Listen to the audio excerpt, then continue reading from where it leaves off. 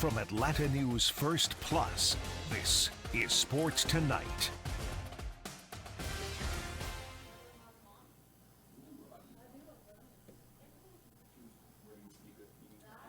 Welcome into Sports Tonight. Bailey Burmaster joined alongside our amazing producer, Ellie Parker. We have a show ready to go for you. We're going to talk about the Falcons. We're going to talk about the NFL a little bit. We're going to talk about the bowl games that are remaining, the Orange Bowl coming up, the Peach Bowl in Atlanta also coming up. But let's start with the Falcons. They got a big win over the Colts on Sunday, 29-10. They had lost two straight. One of those was an abysmal loss to the Panthers. So you're kind of wondering, how is this team going to respond? You're not totally sure, but they came out and they took care of business against the Falcons. Ellie, I'll get your initial thoughts before we hear from the players about what they had to say. I didn't know they still knew how to win. It's fair. That's a fair enough comment. They benched Desmond Ridder. They go back to Taylor Heineke. I thought he looked extremely good, sound. This was probably the most complete game that the Falcons had played all year, in my opinion. I'd What's agree. sad is that comes with only 2 games left in the season. Not ideal, but it fired up the team. They wanted to respond to the negativity. A bunch of people asking if Arthur Smith should get fired. But everything, as Caden Ellis said, just clicked. Let's hear from the players following Sunday's victory. And it was awesome. And it's been something that we've been waiting on all year, because we've had some good wins this year. We've had some where the offense carried, we've had some where the defense carried. We even had some where the special teams went out there and did awesome, but maybe the others didn't. So for us all to just click together, again, it's never going to be a perfect game. They get paid too. They're a great team. Congrats to them on, their 8 wins this season so far, and, the plays that they've made. And they made some on us today. But to be able to rebound, to be able to have another phase pick you up and get you going, like we led up a touchdown on the first drive, our offense went right down the field. And just seeing that, it was special. It was awesome. It was fun. And it's time to enjoy Christmas and then carry that on to next week. How do you feel like all of a sudden you guys were able to put it all together today? Why it finally happened, I don't know. Wish it happened earlier.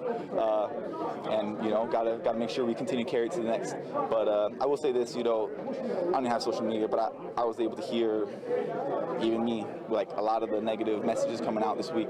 And I think when you hear that, I think there's a deep love in this locker room, and a deep love for the staff, and a deep love for those diehard fans for us out there. You know what I mean? There's just a deep love, and hearing those things, you're going to do one of 2 things. You're going to break apart and separate, or you're going to come together.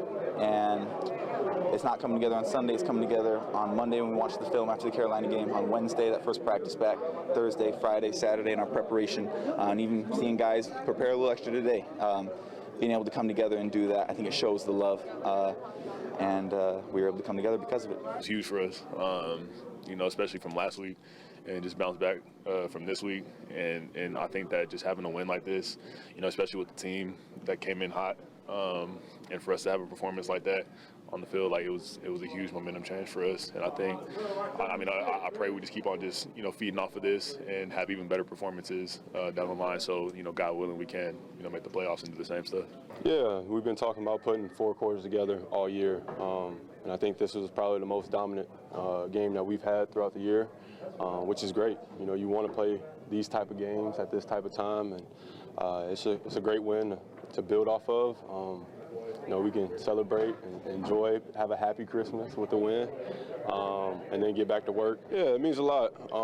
Like I said, we put in a lot of hard work. Our families, sacrifice a lot for us to, do what we do, and for us to come out with a win and, still keep those playoff hopes alive. I always tell guys we got 2 more weeks guaranteed together, and we'll see how much, this team means to one another. And, you turn on that tape today, you'll see it. Okay, so here's the crazy thing. The Falcons still have a playoff chance. What needs to happen, there's about 33 different scenarios.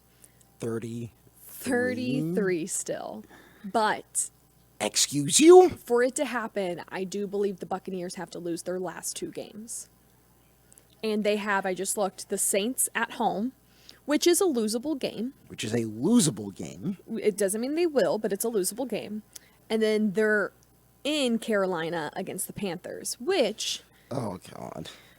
Obviously, they're 2-13, but weirder things have happened. Weirder things have happened. The yes. Panthers did beat the Falcons when they had no business beating the Falcons. So that is that. Although I do not think they make the playoffs, and I don't think they deserve to make the playoffs because of their offensive production, it is still a possibility, and that is what they're hoping for. So I guess never say die is what I'm getting at here. But I will say, to make a particular movie reference, the playoff hopes are only mostly dead. Correct. So I don't know how much more. I mean, the Falcons don't have any more home games. They are against the Bears. It's the road trip. Against the Bears. We have to talk about this. We'll come back. And then Do they're we? in Do New we? Orleans. Do we? So I don't know. What an interesting season for the Falcons. Interesting is a word I would use. It started great, and then you had one bad game, and you're going, huh? Yeah. You see some things from Desmond Ridder you don't like. You think they're going to be long-term issues. You end up being correct. There's a quarterback change before, a little earlier than some people thought. Not me. Not me. I called it. Yeah, I think you were right on the money. I think I was right on the money.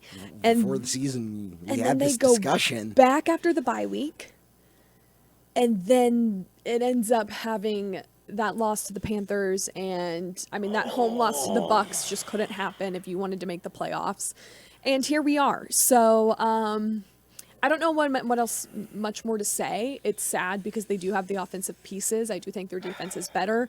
They just don't have a quarterback. So I think that becomes the focus. And I'm sure the question this week is going to be, do the Falcons almost tank just to solidify a better quarterback? Or do they go get Justin Fields, Ellie?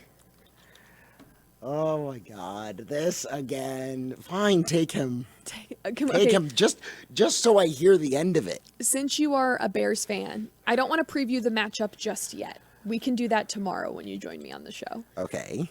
But let's just do a mental health check on Bears fans of where we are at this point in the season. Thanks, Carolina.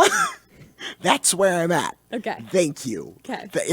If they didn't have the number one pick more or less locked up, I would be in a far worse position because I'm looking right now. They have the number 8 pick. Carolina going to, right now, Chicago. Arizona, Washington, New England, the New York Giants, Chargers, Tennessee, the Bears again. Which is not bad. 2 top 10 picks is not bad. But, I would rather win games. Yeah. As a sports fan. Well, and I felt like you felt like there was a turning point when they got Justin Fields. Yes, I felt there was a turning point when they got Justin Fields, and I felt this season should have been another turning point. Like, again, because this is the season where, we've seen flashes of brilliance from him. We've seen those games. What are his numbers? Can you pull those up? Because didn't he have... What was the statement he made right before the season started? It was something about his rushing yards and passing yards and going down as one of the best. And we all kind of were like, sir, can you please pump the brakes a little bit? Yeah, I wanted just a to check little bit. in on that. Like, where is he sitting? Completion percentage of 60.9%. 2,146 yards, averaging 6.7 yards a pass, averaging 195.1 yards a game, 15 touchdowns, 9 interceptions, sacked 36 times. It's a good bit of interceptions, too, Yes. to touchdown passes ratio. That's not a good one. I will put it that way. How many rushing touchdowns does he have? Rushing touchdowns, 3. So 3 of his 9. 9 Interesting. touchdowns are using his feet. Interesting. Okay, well, we will talk more about the Bears-Falcons matchup tomorrow. Let's speed through some of the talking points in the NFL.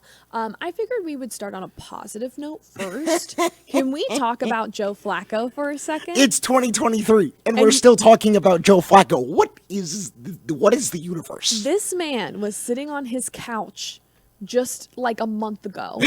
The Browns were so desperate, they said, called please come him to up. Cleveland. He comes, and he starts slinging it better than Deshaun Watson was slinging it. This is vintage Joe Flacco. He's about to propel them to the playoffs. This is Like, that is where we're at this point. he's not quite performing at the level of Super Bowl Joe Flacco. No, but when you have Amari But- Cooper putting up 265 Yeah. yards in a game, and I think he had 2 scores, they just find him. Yeah. David Njoku's been playing well. I mean, it's crazy what, hats off to the Browns. I usually don't give them their flowers because it's just a organization that is totally in chaos all the time. In 4 games, Joe Flacco has already blown past Deshaun Watson's total yardage. Deshaun Watson played 6 games this year, 1,307 to 1,115. That's hilarious. Listen, it's crazy. How is this happening? How? I was on Twitter, and I obviously spent some time in Cleveland, and people were just going nuts over Flacco and his performances. And honestly, good for him. Yeah, good for him. good- And you good for him. remember, he was asked this week if there was any hard feelings with the Jets, not coming to get him after Rodgers went down. He said there's no ill will, but he's probably making them kick themselves a little bit Yeah. because, let's see, they went from Zach Wilson to Tim Boyle. Now they're doing Simeon. I mean, How is when Trevor Simeon, as a Bears fan, who has had to deal with Trevor Simeon as the best option, I forget about quarterback. him so much. It's If crazy. Trevor Simeon is your best option at quarterback, you have failed as a quarterback room. Just nuke the quarterback, get rid of everybody because Yeah, he sucks. I'm sorry. he's not good. But also speaking of the Jets, want to hit on this as well. Aaron Rodgers joins Pat McAfee every Tuesday just to talk. And, well, he kind of put some interesting things out there. He said that he miffed that conspiracy theorists are portraying him as selfish for taking up a roster spot, even though he's not playing. But the reality is that was not a him decision, he says. It was the head coach decision, so that is kind of beyond him. Roger said he would have been content to finish the season on IR. I don't There's- begrudge any party here, Yeah. really. Like, the plan was to see where he's at right about now. And, if the head coach is like, okay, we're not going to make the playoffs. We're so far out of it, it's absurd. Just be on the roster just so you can get some reps in. Yes. Get some time. Whatever. Fine by me. So here were some of the quotes he said, and Pat McAfee, he said, quote, "I assumed I was going to go on IR. I asked to be put on IR, but then there was a conversation, do you want to practice? And I said, no, at the expense of somebody getting cut. I know how this works. I didn't feel like I needed to practice to continue my rehab. I could do on-field stuff on the side, but obviously I got overruled there. It is what it is. Yeah. This was an interesting situation." Yeah. He said... It is what it is. Yeah, it is what it is. Let's end NFL talk on another positive note. I'm a big fan of the Baltimore Ravens right now. Dude, they look legit. I hope they make a playoff run. Legit. They're super fun. Lamar Jackson is fun. just doing Lamar Jackson things. Yeah. And I love to see that after everything that went down. You're taking a bit of a more negative tack towards the 49ers. Is this your MVP candidate? 4 interceptions in a... Oh, my God. Now, granted, the Ravens were putting him under pressure. They were coming after him the entire time. 4 is a little excessive, yes. 4 is excessive no matter what. But there is no excuse for that. But here's my thing is, like, everyone is allowed to have a bad game or 2 in a season. Usually not every quarterback plays well every single week. And the Ravens are legit. Yeah. Like, there's... But 4 who do you think would, interceptions. like, for me, it's obviously the 49ers, Ravens, Eagles. Who else?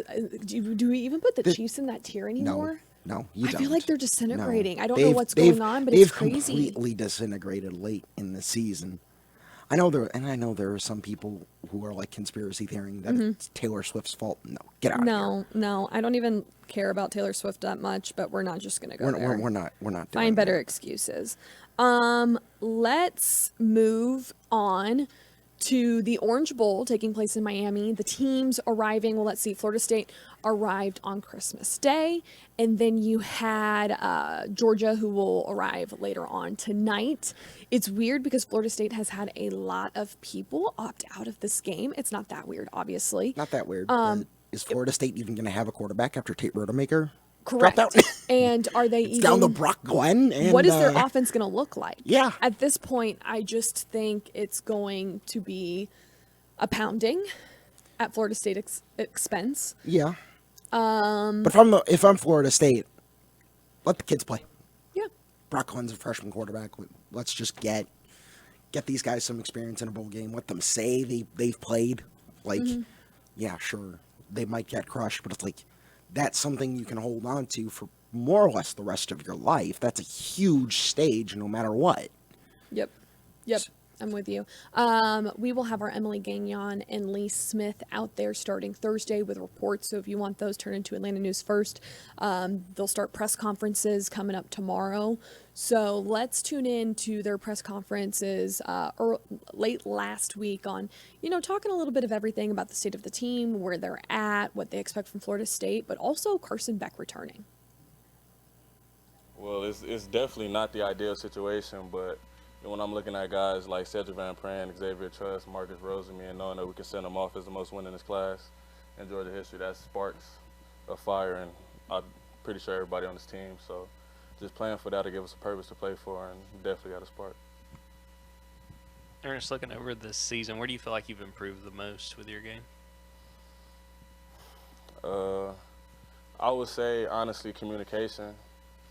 That was one of the biggest things, just being out there, communicating, echoing calls. Sometimes you see something, got to get it all the way down to say. So I would say that's one of the biggest things about being offensive lineman is really communication, echoing everything and all the calls, making sure everybody's on the same page. So I would say communication is one of the things I tried to improve myself on throughout the year. Hey, Ernest, Oscar was here a second ago. Asked about Carson Beck, coming back. You said a lot of the guys had a kind of a feeling that was going to be the case. I wonder if you had any examples of maybe you perhaps know when he was coming back, just how big was it, what kind of a lift was it for the rest of the offense, rest of the team when he made it official he's coming back for next year? Oh, it's good. We got chemistry. That's my quarterback, and, I'm the tackle, so my job is to protect him. So I know it's tendencies in the pocket and everything, so it was good to just be comfortable and know we still got everything rolling going into next year. You mentioned a couple of those seniors and the chance to get them to the winningest class. Florida State's had some opt-outs. Y'all haven't. What do you think the reasoning behind that is? Honestly, I don't really pay too much attention to that. We just prepare to play whoever's out there, so we're really just looking forward to playing everybody on Florida State.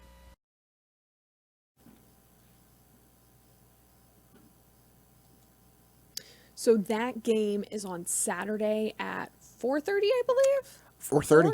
4:30. 4:30. But there is football all day. If you want to tune in after before that one, at 12 o'clock on the same day, you can watch the Peach Bowl, which will be Ole Miss, Penn State, another great matchup. That is actually here in Atlanta at the Benz. And I'm really interested in this matchup when you look at defenses. Yeah. But I think also the X factors in this one is going to be both of the quarterbacks between Ole Miss's Jackson Dart, and then you have Drew Aller for Penn State.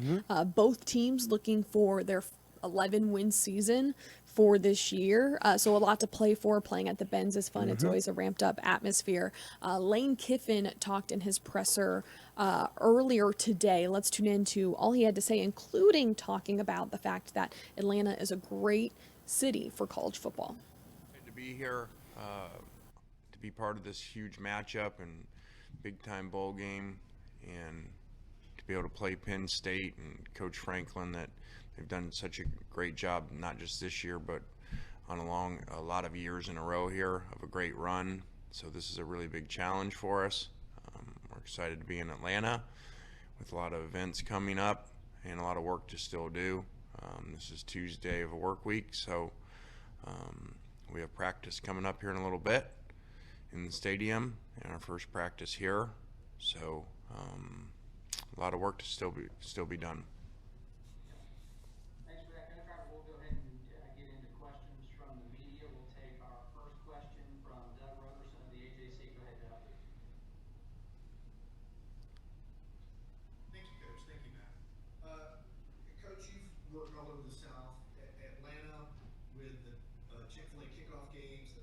Bowl, playoffs, kind of fashions itself as the capital of college football. And I was curious if you had a take on the city's place within the sport. Well, I don't know that I thought about it that way, but obviously, tremendous amount of great players in the Atlanta area and the state of Georgia, and this is a really cool stadium to play in. Whether that's been kickoff classics, whether that's years ago at Tennessee actually playing in this game, and at Alabama playing this game as a playoff game. So really neat to be part of and to be here and to be in this big of a market. Thank you, sir. Yep. I'll take our next question from Megan Hall, USA Today. Go ahead, Megan. Hey, thanks, Matt. Hey, Coach. Good to see you.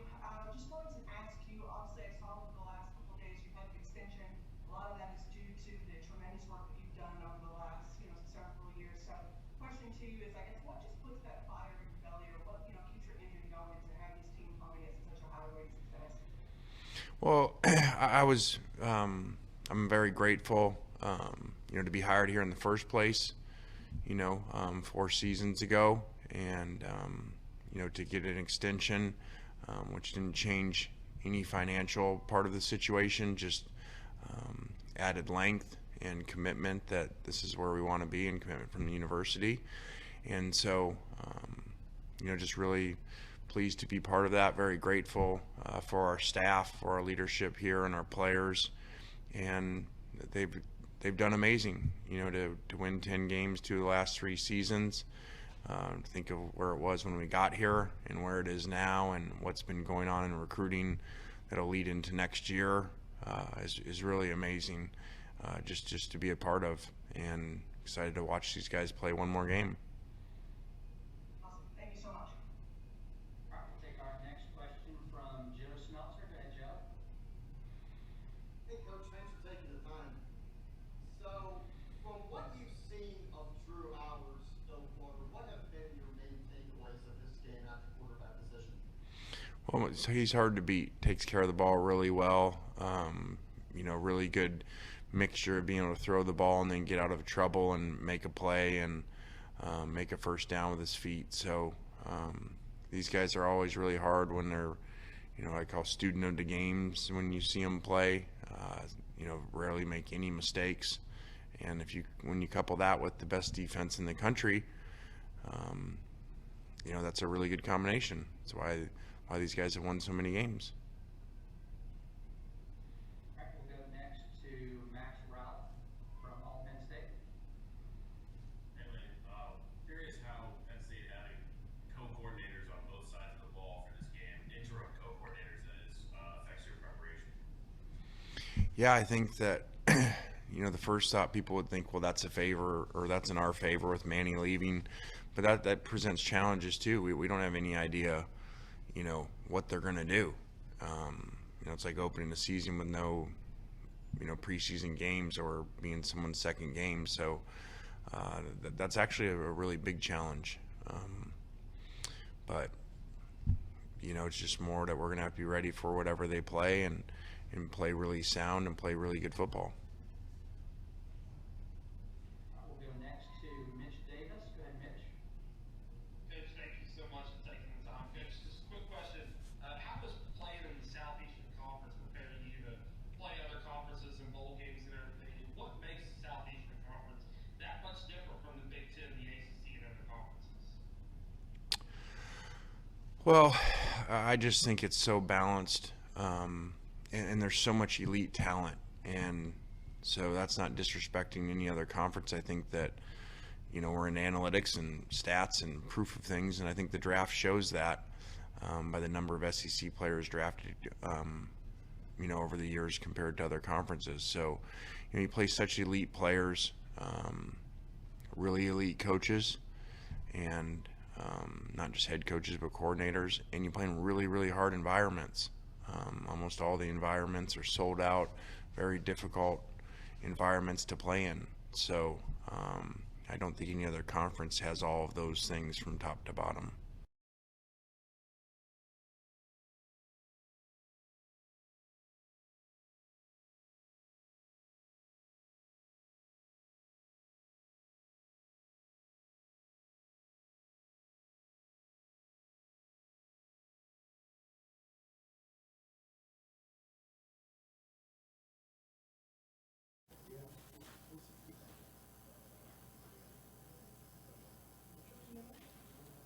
So the New Year's 6 bowls all should be good, fun ones.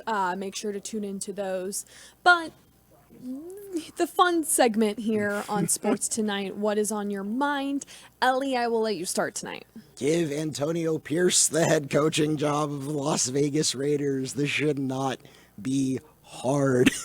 Yeah, It walked into Arrowhead and crashed the Chiefs' party. That is, no matter how the Chiefs are doing. The Chiefs look stunned. Yes, they do. They look stunned. Crosby and Mahomes, I love to see their interactions because they always have little tiffs when they go at it. But it's just, I think what I really feel for is Devontae Adams. Yeah. I think I've sung his praises all the time on this show. He's one of my favorite athletes in the league. I want nothing but the best for him. He went there to play with Carr. They got rid of him because he wasn't it. Yep. And then he's wanting to get traded. Yeah. The whole thing gets imploded, and now they're trying to revive anything to get this organization on the right path. So I'm with you. I think Antonio Pierce is making strides, and when you go into the Chiefs' home and make a statement. Yep, he's certainly making a case to get this job. Yes. Anyway, what's on your mind? What is on my mind? I'm thinking about the NBA tonight for a few reasons. I went to Oklahoma State for college, Cade Cunningham fan, and gonna get to 30 games. I just don't want him to be on the wrong side of history. He deserves better, but I think it's gonna get to 30 games. It's gonna be bad. I feel so sad. Detroit is just struggle bus city right now. And I hate to see that for Cade because it's kind of like when you look at the Hawks and you're like, dang, Trey's putting up good numbers. Yeah. Cade's putting up good numbers. Cade's a good player. Well. He just Ugh. has no one around him. So yeah, I'm thinking about that. I'm also thinking about the Hawks in the sense of the injury bug has just been unreal for them. Lost DeAndre Hunter. Oh, and that's such a blow after you haven't had Jalen Johnson. Trey Young's dealing with something. The injury report for the Bulls game tonight. Hey, another Chicago little connection is interesting because Trey Young is questionable. Jalen Johnson, though, was actually upgraded from out to questionable. So could he make his return tonight? That would be big. But they're having to reach into that bench, and it's such an interesting team. Especially since it seems like the moment they get somebody back, they lose somebody else. Yeah, it was like Clint Capella was out a few games, and it's a lot, and you can't find a rhythm, which they were already struggling to find. They're just a really interesting team to watch because a lot of the games they're in close games. They're not always blowouts, but Trey Young putting up crazy numbers, and then he'll have one off night, but no one else is putting up consistent numbers like he is. I don't know what you do. I don't know what you do. Yeah, I don't know if you can blame Quinn Snyder either because this is just fate. This is the team. The team is the team. And I do think Quinn Snyder's a good coach. So it will be interesting to see how the season progresses. I do think people ring the alarm early in basketball because it is such a long season. I usually start to look at things as you get closer to All-Star break. Yep. You kind of have a better idea of where things sit. So we'll see how it all plans out for Atlanta. But, man, they'll play the Bulls tonight, and hopefully they can get on track. All right, that does it for this edition of Sports Tonight. For Ellie Parker, I'm Bailey Burmaster. Make sure to tune in with us for the rest of the week. We'll have all the latest headlines. Have a good night.